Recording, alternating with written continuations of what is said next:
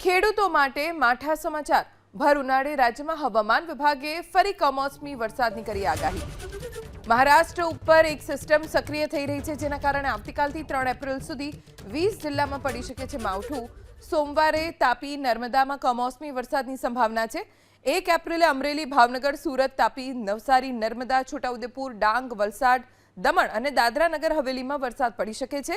તો 2 એપ્રિલે ગીર સોમનાથ, અમરેલી, ભાવનગર, બોટાદ, આણંદ, ખેડા, સાબરકાંઠા, અરવલ્લી, મહીસાગર, પંચમહાલ, દાહોદ, વડોદરા, છોટાઉદેપુર, ભરૂચ અને નર્મદામાં વરસાદ પડી શકે છે। ખેડૂતો માટે માઠા સમાચાર। ભર ઉનાળે રાજ્યમાં હવામાન વિભાગે ફરી કમોસમી વરસાદની કરી આગાહી। મહારાષ્ટ્ર ઉપર એક સિસ્ટમ સક્રિય થઈ રહી છે, જેના કારણે આવતીકાલથી 3 એપ્રિલ સુધી 20 જિલ્લામાં પડી શકે છે માવઠું। સોમવારે તાપી નર્મદામાં કમોસમી વરસાદની સંભાવના છે।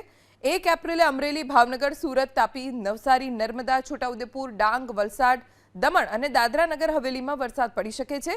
તો 2 એપ્રિલે ગીર સોમનાથ, અમરેલી, ભાવનગર, બોટાદ, આણંદ, ખેડા, સાબરકાંઠા, અરવલ્લી, મહીસાગર, પંચમહાલ, દાહોદ, વડોદરા, છોટાઉદેપુર, ભરૂચ અને નર્મદામાં વરસાદ પડી શકે છે।